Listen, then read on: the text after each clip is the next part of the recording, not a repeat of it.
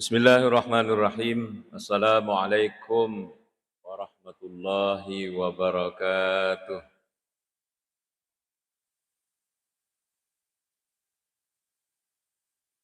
Alhamdulillahi rabbil alamin. Iyyahu na'budu wa iyyahu nasta'in. Wassalatu wassalamu ala imamil mursalin habibina wa maulana Muhammad wa ala alihi wa ashabihi ajma'in. Subhanaka la ilma lana illa ma 'allamtana innaka antal alimul hakim. Para alim, para tokoh, para orang tuaku sekalian, hadirin wal hadirat jamaah maghrib Masjid Raya Islamic Center Pangkajian Sidrap yang saya muliakan. Alhamdulillah siruntuk kisi kita bertemu kembali, tidak terasa 1 bulan lewat, jatah umur semakin sedikit, tidak terasa pergantian bulan terus berlanjut dan kita sampai di pengajian kita. Selalu ingat bahwa pengajian Maghrib Isya itu pengajian yang sangat singkat, mengkaji materi juga mungkin tidak sampai selesai. Jadi kumak bicara Pak Disa ngemi bawang, siagami wedding lay bahas. Akan tetapi harapan kita semua tentu kita mengulang-ulangi makada tania bawa Pak Disa ngisap Pak Kue. Nah yang kabaraka poliripuang Allah Ta'ala bonus Rasulullah Sallallahu Alaihi Wasallam, kita selalu ingat hadisnya, man salaka tariqan yaltamisu fihi ilman sahalallahu lahu bihi tariqan ilal jannah. Maka dari Nabi ta, siapa yang menempuh satu jalan, salaka tariqan, berusaha keluar mencari ilmu,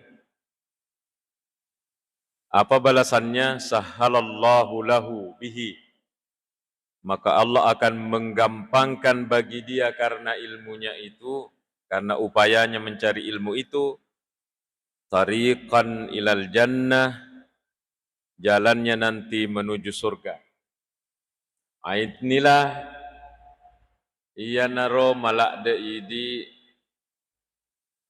la icinai, sehingga kita selalu semangat melakukan majelis taklim karena ada jaminannya. Mari kita ingat kembali kenapa orang yang mencari ilmu itu gampang jalannya nanti masuk surga. Banyak alasannya, tapi alasan yang selalu saya sampaikan ulang-ulangi ucapan Sayyidina Umar. Saya membacanya di kitab Tanwir, ada juga kalau tidak salah di Tadhkiratul Aulia. Makadai Sayyidina Umar, innar rajula la yakhruju min baitihi wa alaihi minadz dzunubi mithlu jibal tihamah. Wa dijaji yang kasih ditau masuk ipole bolana, ya rotawe megalak de idosana. Marajalak de idosana, gangkan na pada bulu-bulu na tihama. Bulu Tihama itu adalah gunung yang berderet di pesisir Saudi Arabia. Summa sami'a al-alima, kemudian maka dari Sayyidina Umar kemudian maringkali nge majlis taklim, mangkali ngai Pak Diseng ngai peletukang pokok ustaz wa khafa, kemudian mitau iku Allah Ta'ala dengan dosa-dosanya. Jadi ini catatannya yang jangan kita lupa bersama ketika kita majelis taklim, ingerangi dosata. Wastarja'a, kemudian dia kembali, sadar kembali milodam pekupung Allah Ta'ala di majelis taklim ini. Apa balasannya? Raja'a ila manzilihi, rewa ni tumatu pula majlis ta'lim, rewa iko bolana, walaysa alaihi minadz dzunubi syai'. Nade nagagana sa Sayyidina Umar, nade nagagayaro dosana pada bulu na laitiwi pole ko bolana. Siapa yang bilang ini? Sayyidina Umar. Siapa ini Sayyidina Umar? Orang yang dijamin akan langsung masuk surga sebelum meninggal dunia. Siapa ini Sayyidina Umar? Mertua dan sahabat senior, murid langsungnya Rasulullah SAW sekaligus mertuanya. Tidak mungkin seorang sekelas Sayyidina Umar kapau-pau. Pasti mengeluarkan pernyataan itu sesuai dengan apa yang dipelajari dari gurunya. Siapa gurunya? Nabi SAW. Dengan membaca dalil ini, ucapan Sayyidina Umar ini, maka kita menjadi paham. Oh, pantas orang kalau keluar mencari ilmu, gampang masuk surga. Kenapa? Karena dosanya berguguran di majelis taklim. Catatannya adalah khafa wastarja'a. Mitau ikupung Allah Ta'ala dengan dosa-dosa yang ada, kemudian toba ikupung Allah Ta'ala sebelum meninggalkan majelis taklim. Itu catatannya. Kita malam hari ini berada di tanggal 19 Muharram.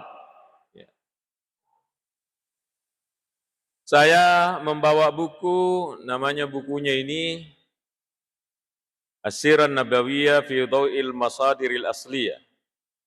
Sejarah Nabi di bawah dalil-dalil yang asli, sumber-sumber yang asli.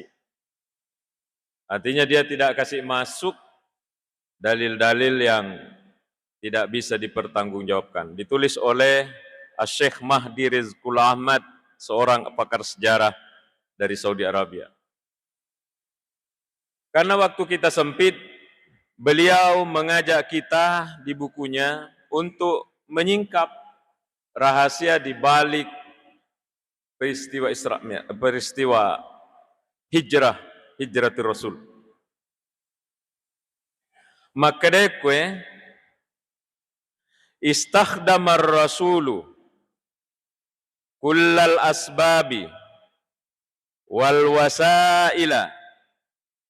wasailil maddiyah allati yahtadi ilaiha al-aqlul bashari fi misli hadzal amal. Di dalam melaksanakan hijrah, Rasulullah sallallahu alaihi wasallam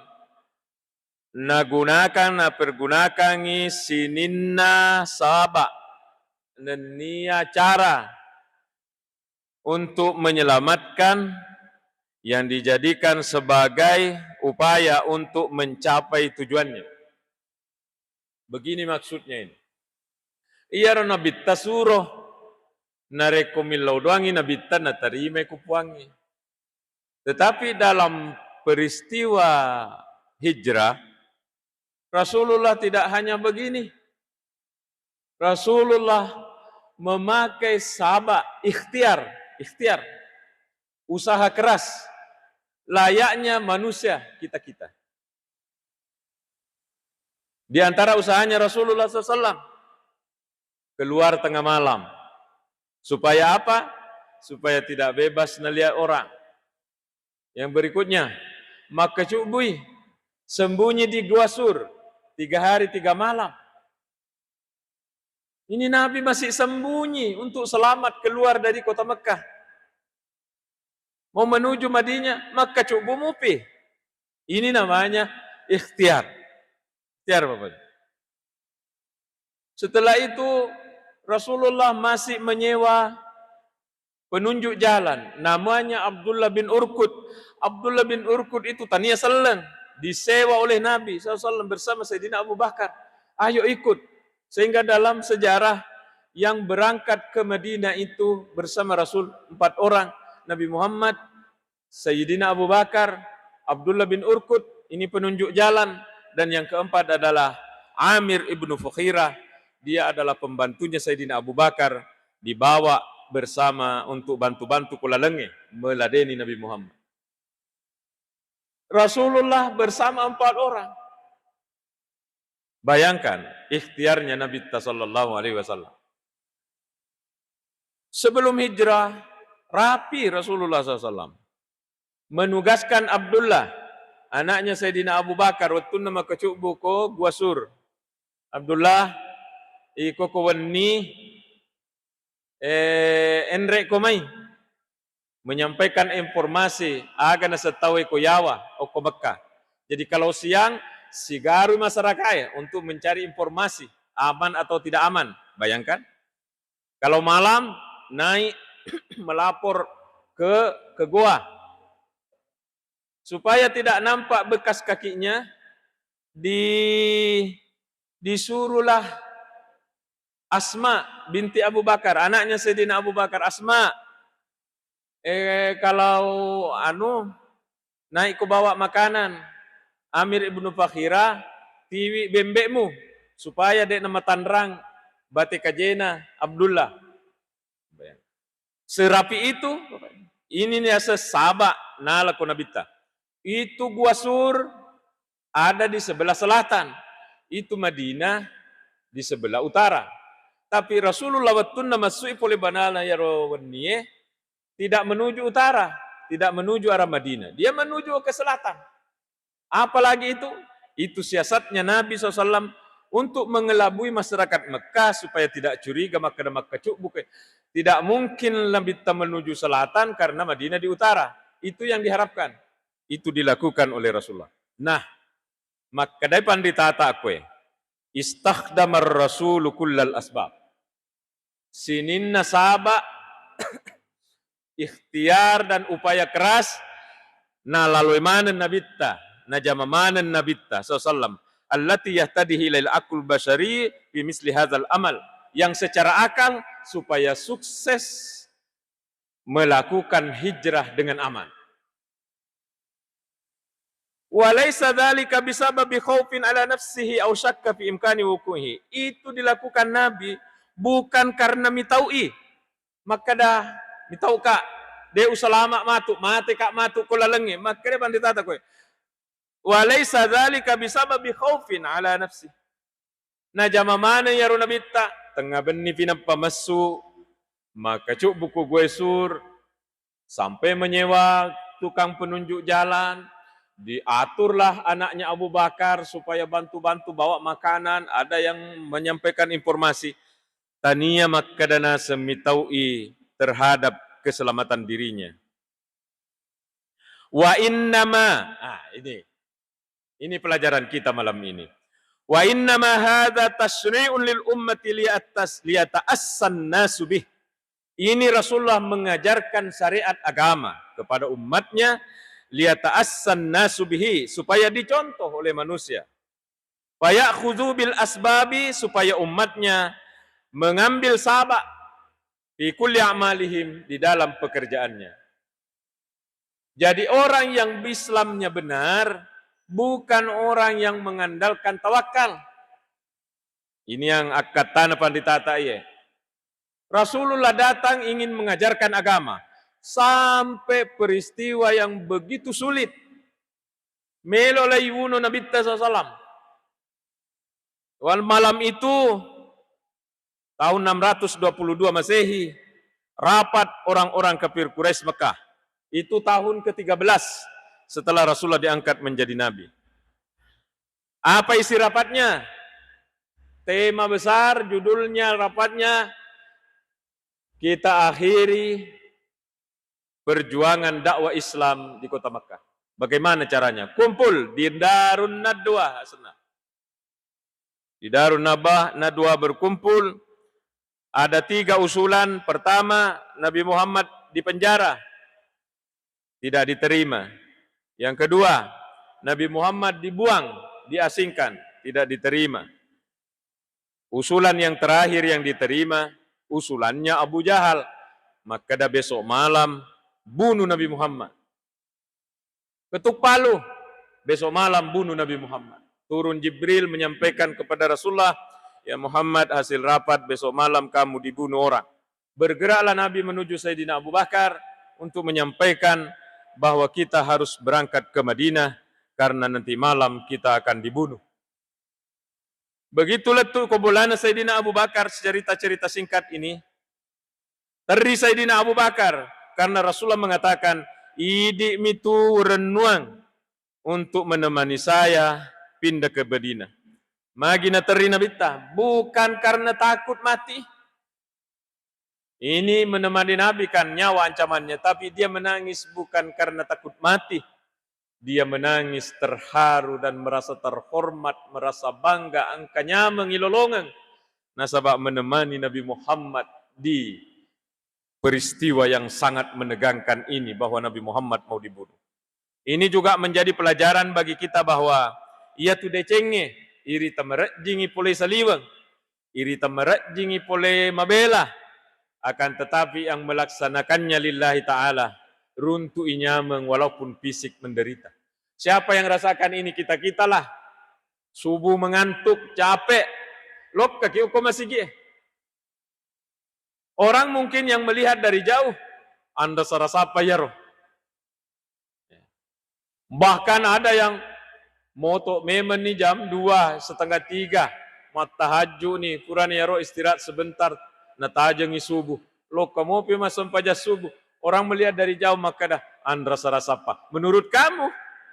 Tapi menurut yang laksanakan, angkanya mengupe. Buktinya apa? Dia tambah melakukannya, tidak pernah mengeluh. Malah dia lakukan dengan senang hati. Ini itu Bapak Ibu, orang tuaku sekalian, yang rasakan ini.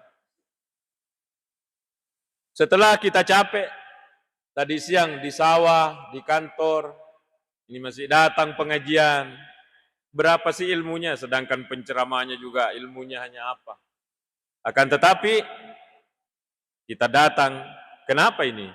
Engkau nyameng, tama kuatita. Kalau Abu Lais Samarkandi dalam kitab Tambihul Ghafilin, si tongen na nyameng tama kuatita akulino itu adalah hawa surga, surga akhirat yang bocor masuk ke dalam hatita. Engkau tu nyameng, engkau nyameng. Inilah yang dirasakan Sayyidina Abu Bakar.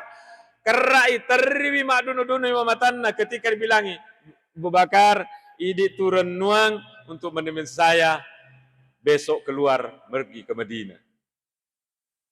Sayyidina Abu Bakar menangis karena terharu dan merasa nyaman di batinnya. Ya. Bapak Ibu sekalian, kita kembali ke pelajaran yang mau diungkap oleh guru takwe. Rasulullah SAW dalam peristiwa membahayakan ini, nyawa taruhannya ini, melo ipak guruangnya umat nama kada. Wahai umatku, kalau kamu ingin mencapai sesuatu, ajak melupai sabak-sabakna.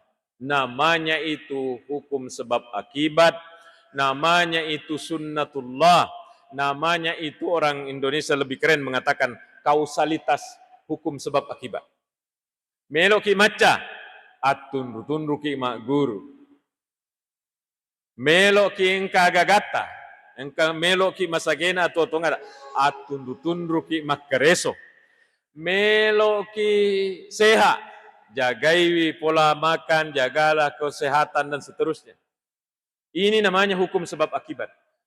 Kata Mahdi Rizqul Ahmad, bayangkan ini, Nabi Muhammad seharusnya seandainya tidak ingin menyampaikan ajaran besar kepada umatnya, cukup dia berdoa, puang, melo nak joka ke Madinah, pasalama kak puang, masuk bawah nih biar siang, Allah akan menutup penglihatannya orang. Tapi kata Mahdi Rizqul Ahmad, Rasulullah tidak diajarkan, tidak diutus untuk mengajarkan itu. Rasulullah ditutus oleh Allah untuk mengajarkan ajaran Islam yang begitu besar. Apa ajarannya? Jangan lupa ikhtiar dalam segala cita-cita yang ingin kita capai. Asy-Syaikh Mutawalli Sa'rawi, ahli tafsir dari Mesir itu, yang menulis tafsir mungkin paling tebal nih. Mate nih tahun nah, belum dicetak semua tafsirnya. Onro lampena. Sampai dikasih hadiah oleh pemerintah Saudi waktu saya masih ada di Mesir, atas tafsir yang ditulisnya. Diambil kai uangnya oleh Syekh Sa'rawi, menurut informasi tidak sepersen pun diambil. Dia bangunkan asrama untuk mahasiswa asing yang kuliah di Azhar, sehingga Bapak Ibu kalau umrah, paket misalnya ziarah ke Mesir, tanya-tanya kepada Gaita mana bangunan yang dibangun oleh Syekh Sa'rawi atas hadiahnya dari Saudi Arabia, atas tafsirnya. Dia bilang apa Syekh Sa'rawi? Maka dari Syekh Mutawalli Sa'rawi, tawakal yang benar adalah tawakal yang tidak menghentikan ikhtiar. Tapi kita ulangi ini. Syekh ulama besar ini mengatakan, tawakal yang benar adalah tawakal yang tidak menghentikan ikhtiar. Narekong kana setau tawakal na sengalena, kemudian pajai berusaha. Tania tawakal lah senna itu. Aga balik tawakul. Rasul Syekh Sa'rawi memberikan alasan. Apa alasannya? Karena tawakal itu murni pekerjaan hati. Jadi ya sangi tawakal itu murni pekerjaan hati. Pekerjaan hati ini tidak boleh menghentikan ini. Kalau ada tawakal menghentikan upaya luar, berarti itu bukan tawakal. Kita biasa mengistilahkannya tawakal. Salah, itu adalah tawakul. Inilah yang diajarkan oleh Rasulullah. Itani nabita. Seakan Rasulullah ingin menyampaikan ke kita, maka wahai umatku, itana iye, inilah agamamu. Di kondisi yang sulit, Rasulullah tidak mengandalkan kesaktian. Rasulullah tidak mengandalkan kesaktian. Karena Rasulullah diutus bukan untuk mengajarkan kesaktian. Rasulullah diutus menurut Syekh Mahdi Rizqul Ahmad, dia ingin mengajarkan syariat. Wa inna ma hadza tasyri'un li ummah. Ini Rasulullah ini datang ingin beri contoh ke umatnya. Inilah ajaran agamamu. Engkau kahe, saya merjilak dah nak, meloklah layuno, tapi saya tidak mengandalkan tawakkalku kepada Allah Ta'ala. Saya memadukan antara tawakal dan ikhtiar. Maka cubu nih keluar tengah malam nih, menyewa orang nih, dan seterusnya. Bayangkan itu, sekelas Nabi Muhammad SAW. Karena yang ingin diajarkan, jangan sampai lesek salah makna, maka dah orang yang bagus agamanya adalah orang yang sudah tidak berusaha lagi, dia sudah dibantu oleh Allah Ta'ala, malu memanah jama-jamanah, itulah orang yang bagus agama. Oh tidak, Nabi Muhammad sallallahu alaihi wasallam beri contoh kowe. Ini yang ada di peristiwa ini. Fayakhudhu bil asbabi, supaya engkau maneng makna nalai sabak baktuanna ikhtiar fi kulli amalihim, dalam semua amalnya. Wa anna sunnatallahi anna sababa idza wajada ma'ahul musabbiba lam yubtillahu dzalika. Bahwa Allah Subhanahu wa taala tetap jika ingin memberikan sesuatu kepada hambanya lewat sebab-sebab. Kalau kita mengatakan wattuna Nabi Ibrahim melo lay tunu, berikhtiarkah Nabi Ibrahim? Masih. Apa ikhtiarnya Nabi Ibrahim? Baca-baca. Baca-baca itu bagian dari ikhtiar. Karena tawakal bukan di sini, tawakal itu di sini, di bawah. Ini yang di atas kedomo pilihlah Nabi Ibrahim. Aga baca Nabi Ibrahim wattuna. Ini sudah bukan menjadi rahasia lagi, kita sering mendengarnya. Saya membacanya di bukunya Mukhtarul Ahadis Imam Al-Hashimi. Maka dari Nabi sallallahu alaihi wasallam iya Nabi Ibrahim wattuna ya den perkuapie na baca maka dah hasbiyallah wa ni'mal wakil. Hasbiyallah wa ni'mal wakil. Cukuplah Allah bagi saya, sebaik-baik tempat bertawakal. Nah baca Nabi Ibrahim nang kalinga ya rukupong Allah Ta'ala naitai kedolilana Nabi Ibrahim. Inilah ikhtiarnya. Maka Allah menurunkan perintah kepada api. Kulna ya nar, api, kuni bardan, cekek ko. Wassalaman ala Ibrahim, pasalama Nabi Ibrahim. Akan naita pong Allah Ta'ala. Kedolilana. Dan hanya itu yang bisa dilakukan oleh Ibrahim. Mau melawan? Mau melawan apa? Dia sendiri, nah ini tentara. Semua sudah siap membakarnya. Jadi inilah agama kita Bapak Ibu sekalian. Di bagian akhir-akhir dari pembahasan kita ini. Taliwa jinna Nabi sallallahu alaihi wasallam memperjuangkan akidah 10 tahun. Karena Rasulullah SAW diangkat menjadi Rasul itu umur 40. Sejarah mencatat, mapa mula Rasulullah berdakwah, denang ka namanya, dega agaknya meneruntuk. Cemoohan, celaan, cacian, diejek, bahkan dilempar. Puncaknya tahun ke-7 sampai ke-10 diboikot Rasulullah dan para sahabatnya, tidak ada yang bisa dimakan, sampai makan daun orang, sampai makan kulit binatang orang, degaga sembako. Pemboikotan tahun ke-7 sampai ke-10. Rajinah. Jadi lebih lama Nabi menanam akidah daripada 10 sampai 11 tahun di Madinah. Yang lama itu akidah. Kul huwallahu ahad, mait talai tanat ko Nabi ya. Iya, akidahnya umatnya Nabi Muhammad itu yang lama ditanam. Nanti di belakang baru syariah itu di Madinah. Apa buahnya Bapak Ibu? Buahnya adalah manis. Di mana manisnya? Menyebar Islam ke seluruh dunia. Lewat tangan usahanya siapa ini? Usaha kerasnya Nabi dan sahabat. Di mana manisnya? Menjadi ladang amal jariah. Sininna tumas sempajang okkolinotaye. Sampai kapapun pahalanya juga akan lari ke sahabat dan Rasulullah sallallahu alaihi wasallam. Agi-agi naruntuk pas sempajang makokwe, ya toro naruntuk Nabi dan para sahabat. Kenapa? Karena perjuangannya mereka lah. Mandalla ala khairin falahu mislu. Ini riasang amal jariah. Maka kita diharapkan juga punya pemikiran apa yang kita bisa usahakan narekomate ki'matu jalan materu apalata walaupun kita sudah tidak ada. Apa kira-kira? Ini sahabat Nabi dan sahabat maka rejing di awal. Korban harta, nyawa, perasaan dikorbankan semua.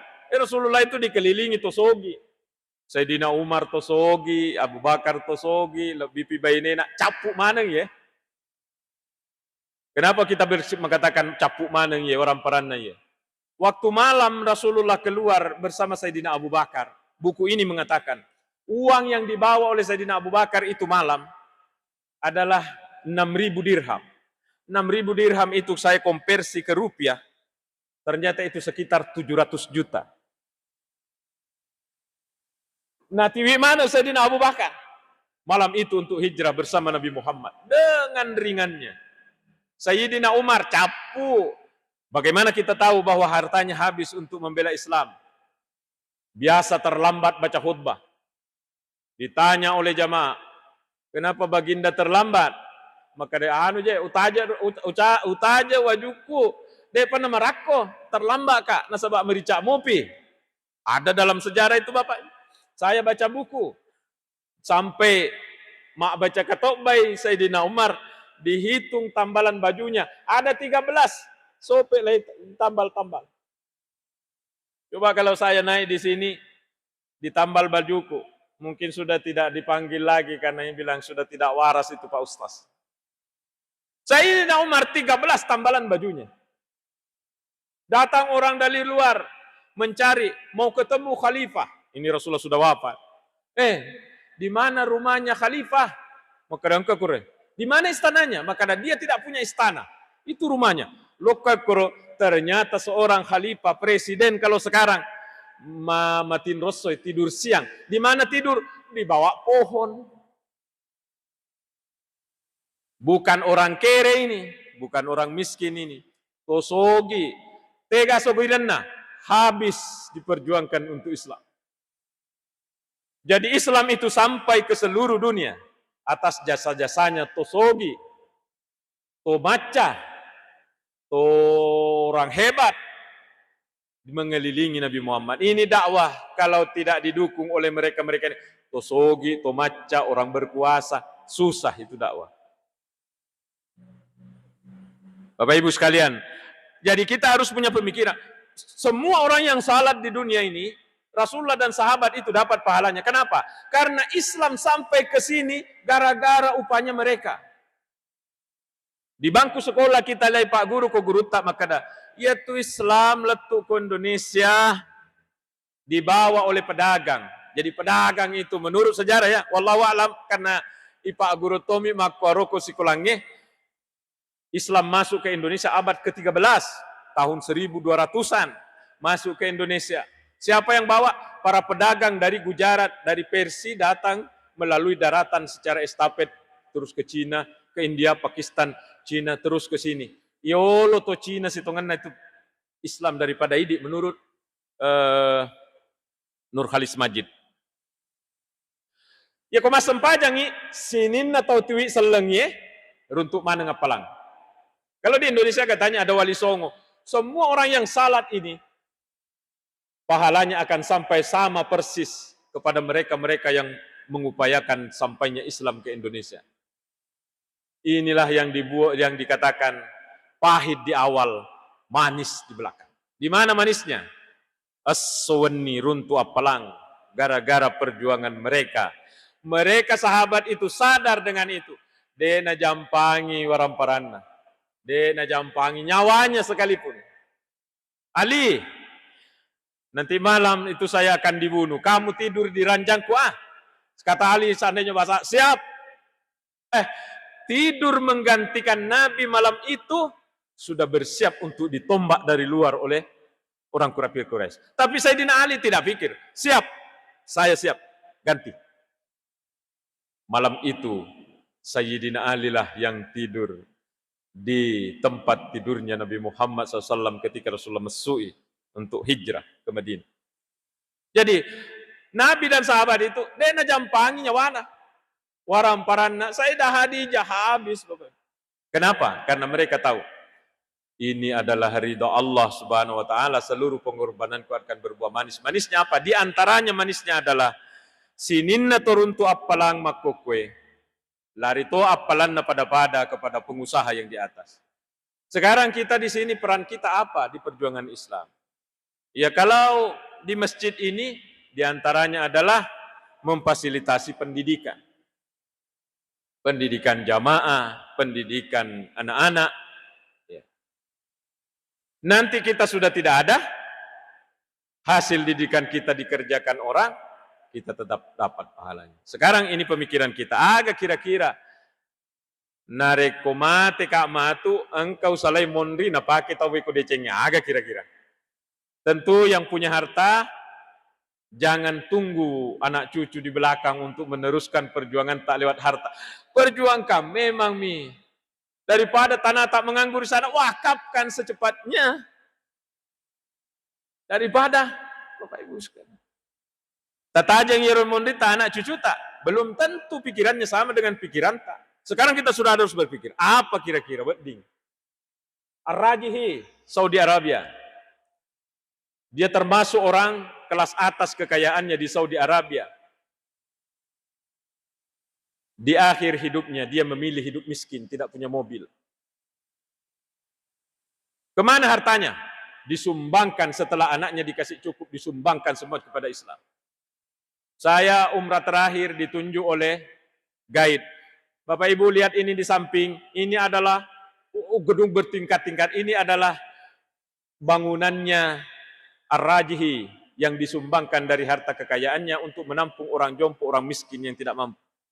Lewat lagi ada kebun kurma, ribuan hektar disumbangkan untuk pengelolaan Masjidil Haram. Memilih hidup miskin. Memilih hidup miskin. Kita tidak menganjurkan seperti itu, tapi maksudnya ini kita adalah apa perjuangan kita untuk Islam, kira-kira. Apa kira-kira? Pasti kita tidak punya harta, kita punya tenaga. Kita tidak punya tenaga, mungkin punya ilmu. Tidak punya ilmu, mungkin punya usaha yang lainnya termasuk pemikiran dan seterusnya. Insya Allah, Bapak Ibu sekalian, dari apa yang kita baca ini dapat kita simpulkan dua. Pertama, bahwa Rasulullah mengajarkan untuk mencapai apapun, jangan lupa ikhtiar. Tawakal itu hanya pekerjaan hati. Pekerjaan hati tidak boleh menghentikan pekerjaan luar.